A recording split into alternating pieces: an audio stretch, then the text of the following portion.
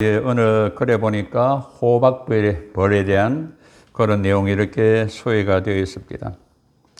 호박벌을 만큼 일찍 일어나고 늦게 잠자리에 드는 곤충도 드물다고 합니다. 하루 종일 자신의 목적을 달성하기 위해서 꿀 따는 일에만 집중을 한답니다. 그리고 호박벌은 일주일당 1600km 이상을 날아다닌답니다. 그런데 몸 길이는 2.5cm 정도임을 감안할 때 엄청난 그런 먼 거리라는 것입니다. 더욱 놀라운 것은 사실은 몸에 비해서 날개가 너무 작고 가벼워서 과학적으로는 날 수가 없게 되어 있답니다. 그럼에도 불구하고 호박벌은 자유롭게 날아다니면서 성실히 일을 한답니다. 자신이 왜 날 수 없는지 그 이유에 대해서는 전혀 관심을 두지 않고 말입니다. 단지 꿀을 채취하려는 열망 하나로 날아다닌다는 것입니다. 자신의 결함을 생각지 않고 꿀을 만든다는 목적이 확실하기 때문에 쉼없이 그렇게 난다는 것입니다. 야곱은 밧단 아람에서 20년 동안 외삼촌 라반의 계교에도 불구하고 호박벌처럼 열심히 성실히 밤낮으로 일해서 번성하고 거부가 되었습니다. 하나님께서 야곱에게 약속하신 대로 많은 자식들과 많은 양과 염소를 얻게 되었습니다. 이 모든 것은 야곱의 많은 허물에도 불구하고 하나님께서 그에게 성실하시게 은혜를 베풀어 주셨다는 사실입니다. 그래서 민수기 23장 21절에 여호와는 야곱의 허물을 보지 아니하시며 이스라엘의 반역을 피획을 보지 아니하시는도다 그렇습니다. 거룩하신 하나님께서 우리의 허물을 용서하시고 우리에게 은혜를 베풀어 주신다는 말입니다. 본문은 아버지 라반과 딸, 그러니까 레아와 라헬, 누나와 동생, 외삼촌과 생질, 장인과 사위, 외사촌과 고종사촌과의 관계가 극히 나빠지는 가운데 하나님이 개입하심과 인도하심을 우리에게 가르쳐 주고 있습니다. 야곱이 거부가 되고서 두 가지 문제가 생겼습니다. 1절, 2절을 말씀을 보시면 고향으로 돌아가지 않고 그대로 눌러 앉아 살려고 하는 그런 모습이 보이고 있습니다. 그동안 마음이 약간 변한 것 같습니다. 또 하나는 라반과 그 아들들이 야곱의 거부됨을 시기하여 야곱이 불안해하고 있음을 보게 됩니다. 야곱이 거부가 되어 고향으로 돌아갈 생각을 잠시 잊어버리고 또 라반은 점점 쇠하여가고 야곱은 점점 거부가 되어가자 라반의 아들들이 야곱이 우리 아버지의 재산을 빼돌렸다고 불평하면서 수군수군했습니다. 또 라반도 안색이 증거 같지 않고 변하는 것을 보고 야곱은 내심 심히 불안해하고 두려워했습니다. 라반이 그전에는 야곱 너 때문에 내가 하나님의 복을 받았다고 고백해 놓고서 이제 와서는 야곱을 시기하고 견제하고 있다는 사실입니다. 잠언 14장 30절에 평온한 마음은 육신의 생명이지만 시기는 뼈를 썩게 한다는 그런 말씀이 나옵니다. 이와 같은 때에 하나님은 야곱에게 어떻게 개입하셨고 또 야곱을 이 상황을 어떻게 극복하는가를 우리는 살펴보면서 우리의 삶의 영역에서 적용하기를 원합니다.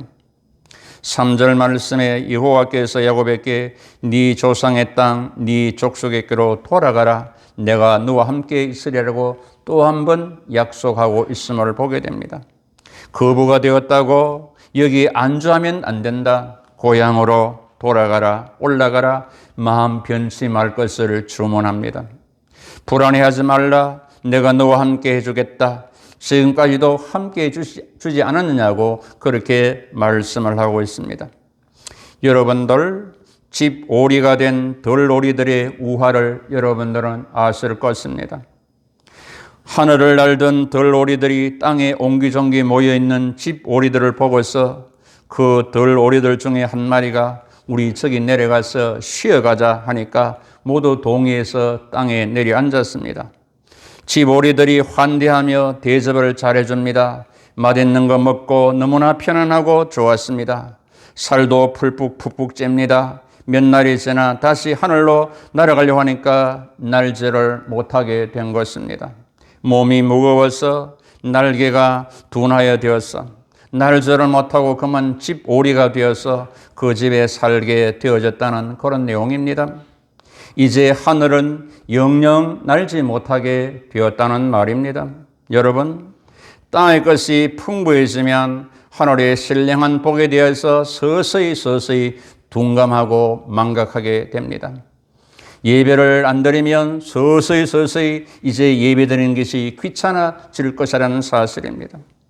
땅에 정착하게 되면 하늘나라에 들어가지 못하게 됩니다. 육에 집착하게 되면 하늘 것에 집중을 하지 못하게 됩니다. 아래 것을 너무 좋아하면 위에 그 신령한 것들을 놓치게 되어진다는 말입니다. 야곱이 잠시 고향으로 돌아가려는 생각을 잊어버리고 있을 때 하나님께서 야곱에게 네 조상의 땅, 네 족속으로 돌아가라. 내가 너와 함께 해주겠다. 또 한 번 깨우쳐 주시고 그 약속을 해 주시고 있음을 보게 됩니다. 하나님께서는 이렇게 환경을 통하여 역사해 주시고 있는 것입니다.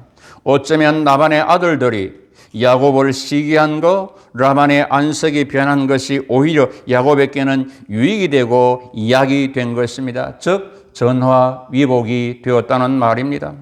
그러므로 우리에게 고난스러운 환경이 온다 할지라도 너무 불평하거나 고민스러워하지 말고 나를 향하신 하나님의 섭리하심이 있음을 알고 발견하고 그것을 깨닫는 그런 기회로 삼아야 된다는 말입니다.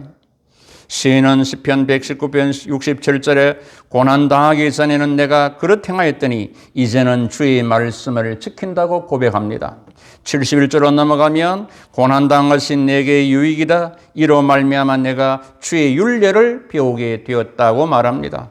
75절에 넘어가면 여호와여 내가 알거니와 주의 심판은 어려우시고 주께서 나를 괴롭게 하시면 성실하심 때문이라고 그렇게 고백해 나가는 것을 보게 됩니다. 다윗의 아들 압살롬의 반역으로 구테타를 받아서 밤에 신발을 벗고 수건으로 얼굴을 가리우고 울면서 도망갑니다. 그 피난길에 시므이가 돌을 던지면서 저주를 퍼붓습니다. 가거라 사악한 자여 피 흘린 자여 네가 왕이냐 화를 당하라 하면서 그렇게 저주를 돌을 던져 퍼붓습니다. 그때 있던 아비새가 저 개 같은 놈을 죽입시다라고 말합니다. 이때 다윗은 이렇게 말합니다. 그만두어라. 내 몸에서 난 내 아들도 내 생명을 해치려 하였는데 베냐민 사람이겠느냐. 여호와께서 명령한 것이니 내버려 두라. 여호와께서 내 원통함을 감사하실 것이다. 그 저주를 선으로 바꾸어 주실 것이다 라고 말합니다. 다윗은 시므이의 저주에서도 하나님의 섭리가 있음을 믿었습니다. 이거는 깊이 있는 신앙이 됩니다. 하나님의 살아계심을 믿고 하나님을 전적 신뢰하는 그런 믿음이라는 말입니다. 우리에게도 이러한 신앙의 깊이가 있어야겠습니다. 환경 속에서 역사하시는 하나님을 발견할 수 있어야 된다는 것입니다. 그래서 바울도 하나님을 사랑하는 자, 그 뜻대로 부르심을 입은 자들에게는 모든 것이 합력하여 선을 이루신다고 고백합니다. 하나님을 사랑하는 자, 그 뜻대로 부르심을 입은 자에게는 이렇다는 사실입니다. 그래서 칼빈은 인생의 행복은 하나님의 사랑을 아는 것이라고 그렇게 정의를 했습니다.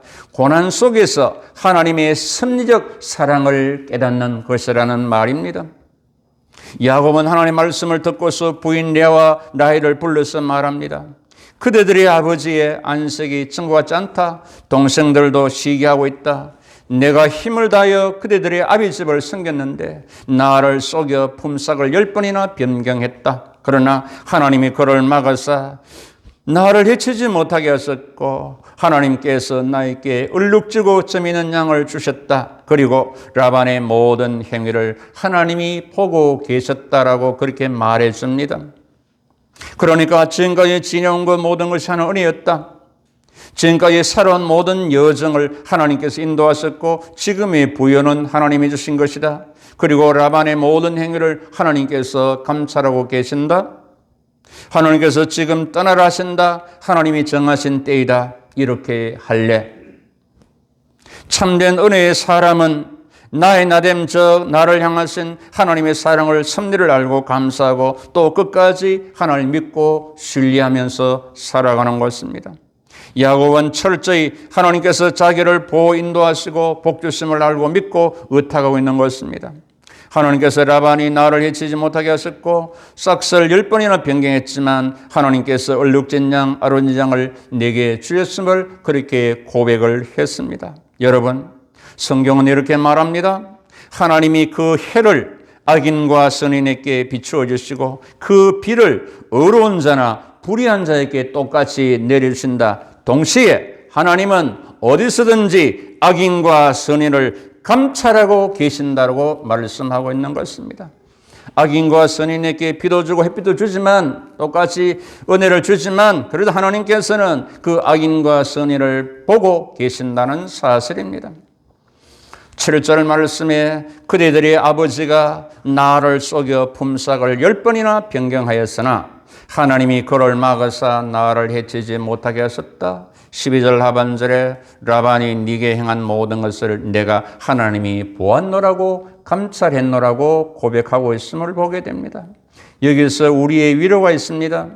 우리가 억울한 일이나 불량한 일을 만나고 고난의 터널을 지나갈 때도 하나님께서는 다 보시고 계시고 정확하게 그것을 평가하고 계신다는 사실을 우리는 잊지 말아야 합니다.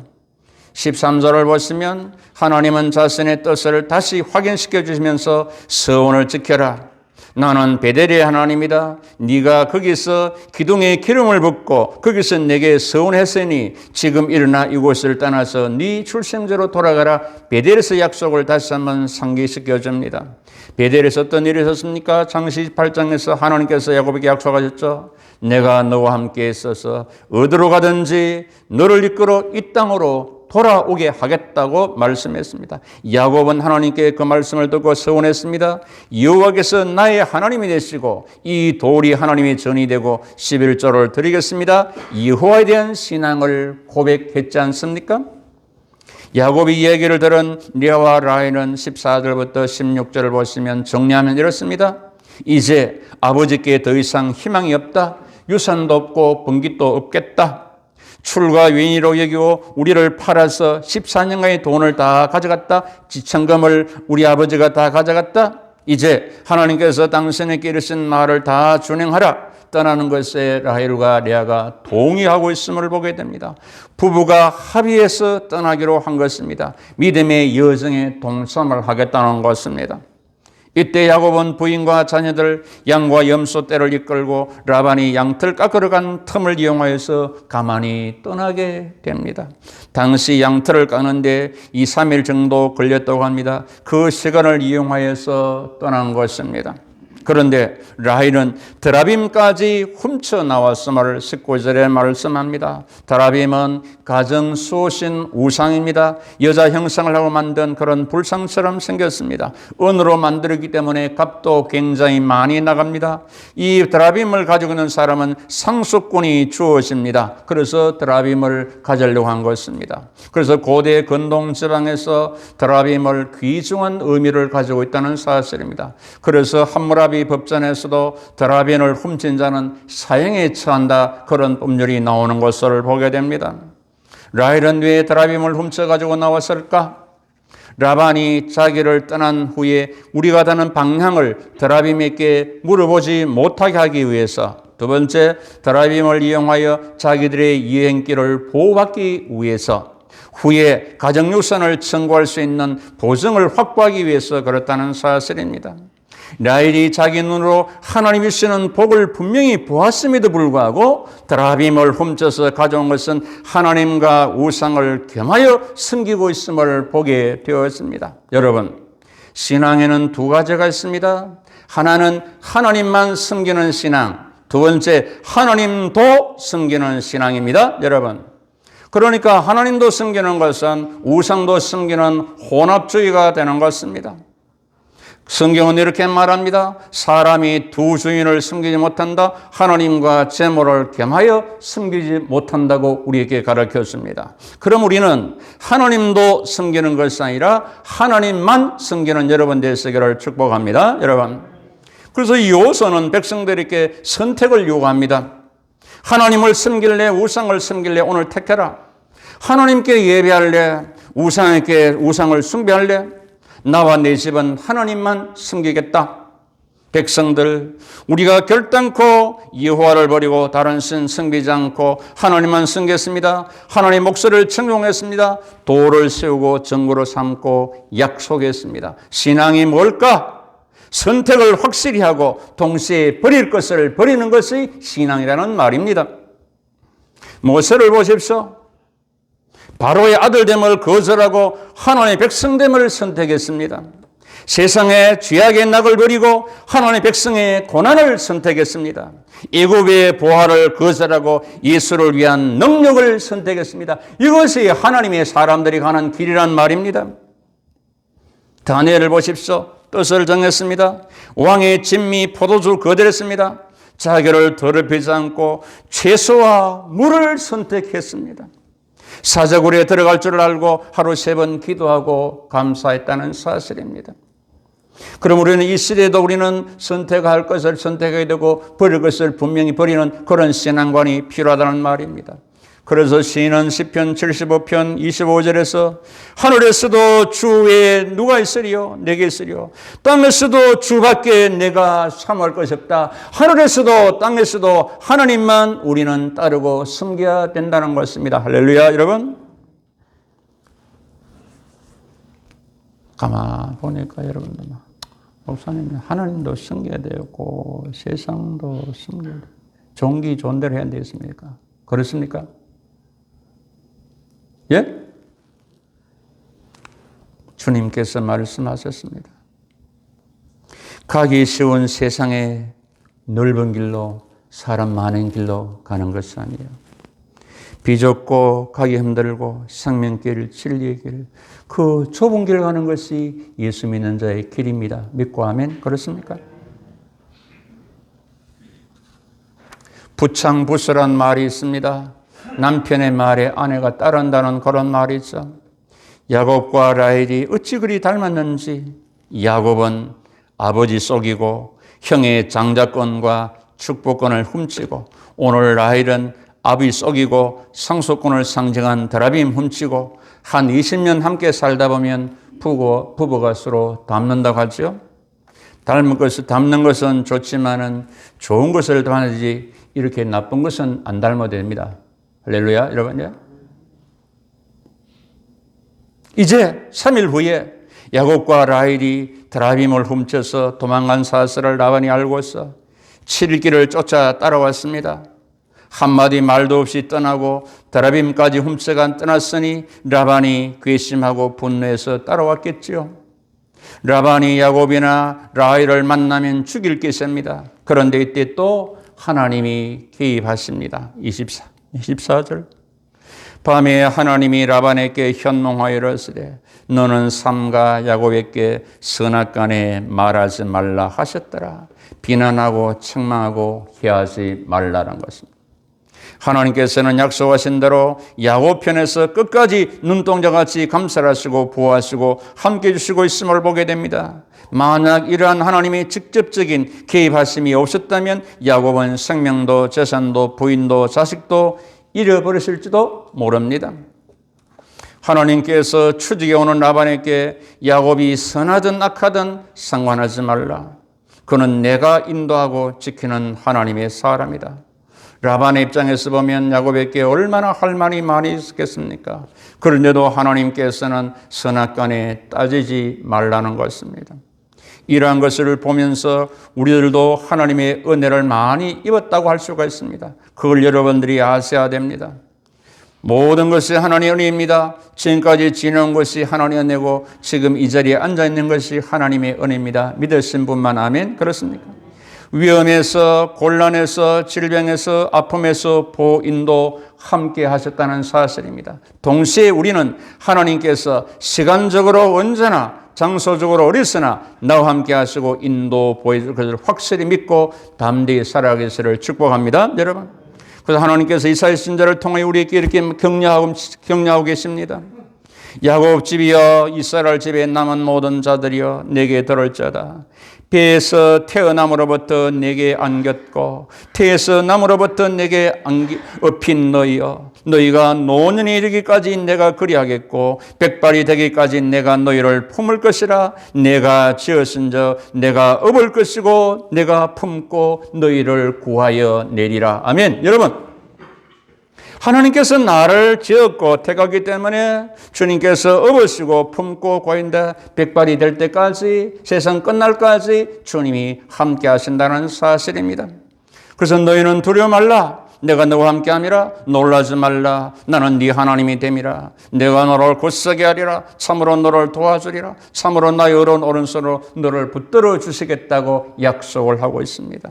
이와 같은 하나님 약속의 말씀을 붙들고서 육적 부자가 되어도 영적인 부유함을 잊지 말고 고난 속에 하나님의 섭리하심과 은혜를 깨달으면서 하나님은 섬기면서 살아온 것, 살아있는 것, 살아갈 것에 하나님의 은혜로 되어짐을 믿고서 서원을 이행하며 모든 시간과 장소, 상황 속에서 하나님이 함께 하심에 믿음의 담력을 가지고 승리해 나가시는 여러분들의 인생 여정 되시기를 우리와 영원히 함께 하시고 선한 길로 인도하시고 승리를 주시는 주 예수 그리스도 이름으로 축복하고 축원합니다. 여러분, 기도합니다.